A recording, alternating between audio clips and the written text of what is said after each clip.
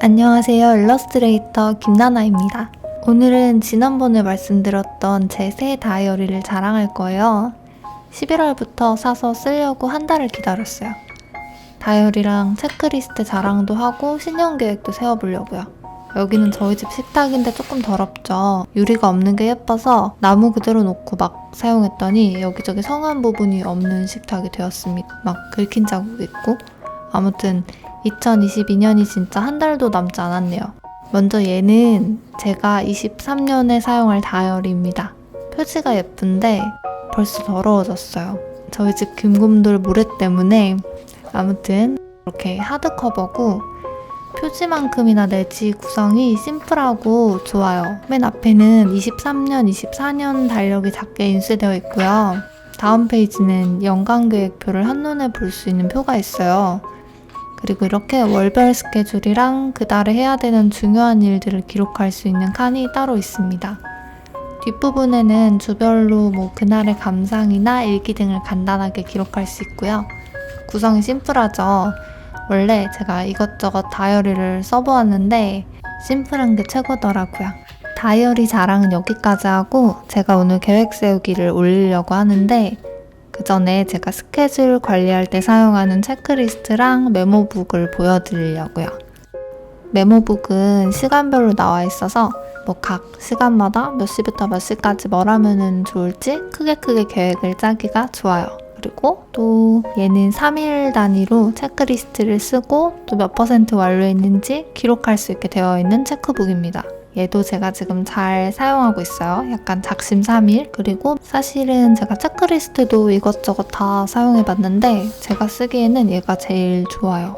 그냥 딱 체크리스트만 처음부터 끝까지 있거든요. 칸수도 많고 칸수가 많은 게 좀 저는 좋은 것 같아요. 되게 구성이 심플합니다. 그리고 마지막으로 또 얘는 자랑하려고 가지고 왔어요. 토너, 요즘에 읽고 있는 책인데 너무너무 재미있어요. 디테일하고 묘하게 현실적인 그런 스타일의 책입니다. 아무튼 이렇게 책 사이에 왜 책 읽으면서 메모하시거나 줄 그으면서 읽는 분들 있잖아요. 완전 딱인 플래그가 있더라고요. 이 플래그로 책의 인상적인 부분이나 또 어디까지 읽었는지 체크해주면은 자국도 안 남고 메모하고 나서 나중에 다른 곳으로 옮길 수도 있고 아무튼 너무너무 좋아요. 진짜 잘 산 것 같아서 얘를 자랑하고 싶었어요. 자, 자랑은 끝났습니다. 이제 진짜 신년 계획을 세워볼게요. 사실 계획 덕후인 저는 매년 계획을 세우는데 솔직히 말하면은 항상 계획대로 지켜지지는 않는 것 같아요. 잘하면은 첫 한두 달 정도는 계획대로 하다가도 잘 안 지켜지면 이제 의욕이 떨어지고 결국에는 미루다가 방치하게 되어버리죠. 대부분 이렇지 않을까요? 참고로 저는 진짜로 계획이 없으면 손 하나 까딱할 의지가 생기지 않는 진짜 좀 의지박약 인간이거든요. 그런 저에게도 효과가 있었던 계획 세우는 방법이 있어서 공유해드리려고 합니다. 먼저 계획 세우기 첫 번째는 내가 하고 싶은 일이 무엇인지 내 계획의 목표가 무엇인지 파악하는 일입니다.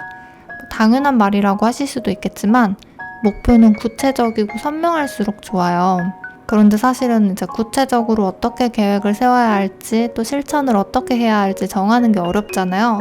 그래서 짠! 만다라트 작성법이라는 계획 세우는 방법을 소개해드리려고 합니다. 이거는 실제로 제가 작년에도 작성을 하고 1년을 살았는데요. 23년 목표를 또 작성을 해보았어요. 혹시 양식이 필요하신 분들은 하단에 링크를 달아놓았으니 다운로드 하셔도 됩니다. 먼저 작성하는 방법을 알려드릴게요. 이렇게 생긴 정중앙에 핵심 목표를 적어주시는 거예요. 내가 이루고 싶은 핵심 목표 1년 계획서에 목표를 적어주셔도 좋고 인생 목표를 적어주셔도 좋습니다. 저는 무난하게 23년 잘 보내기라고 목표를 세워보았어요. 다른 사람들은 뭐라고 썼나 궁금해서 보니까 이 핵심 목표에 자기 개발하는 한 해 보내기라든지 행복해지기 같은 목표들도 있더라고요. 뭐든지 좋습니다. 중심에 핵심 목표를 적어주셨으면 가운데 칸을 둘러싼 8개의 칸에 그 핵심 목표를 이루기 위한 세부 목표를 작성해 주시면 됩니다. 그리고 주변을 둘러싼 모양 중심에 또 다시 세부 목표를 적고 이 세부 목표를 이루기 위한 실천법들을 그 주변에 적어주시면 됩니다.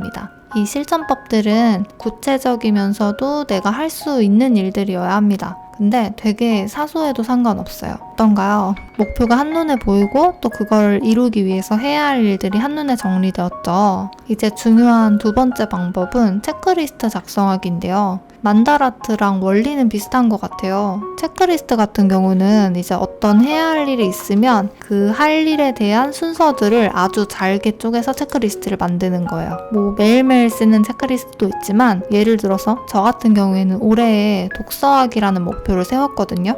이번 연도는 섹스피어를 읽어보자 라고 계획했는데 먼저 어떤 책을 읽을지 조사하기, 또 리스트 작성하기, 읽고서 메모 남기기, 감상 나눈 뒤 정리하기, 또 관련 도서 찾아보기 이런 식으로 순서대로 독서에 관한 계획을 쪼개서 적어 놓았어요. 이게 별것 아닌 것처럼 보여도 정말로 계획한 대로 실천하는 데에는 큰 도움이 됩니다. 게다가 이제 각각 쪼개놓은 일들은 사소해서 체크리스트를 금방 채울 수가 있거든요. 성취감이 느껴지고 그 성취감으로 다음 계획을 실행할 원동력이 됩니다. 그리고 가장 중요하다고 생각하는 세 번째 방법인데요. 그건 목표를 매일 상기하기입니다. 적어놓은 리스트와 계획표를 하루에 한 번씩 봐주시면 되는 거예요. 제가 정말 좋아하는 말이 있는데 중요한 건 결코 포기하지 않는 것이라는 말이 있어요. 가끔 목표대로 살기 어려울 때도 있고 또 계획한 대로 잘 이루어지지 않는 날들도 있죠. 하지만 그렇게 되었다고 포기하지 말고 또 이번 계획은 실패했어 하고 낙담하는 게 아니라 포기하지 않는 마음이 중요한 것 같아요.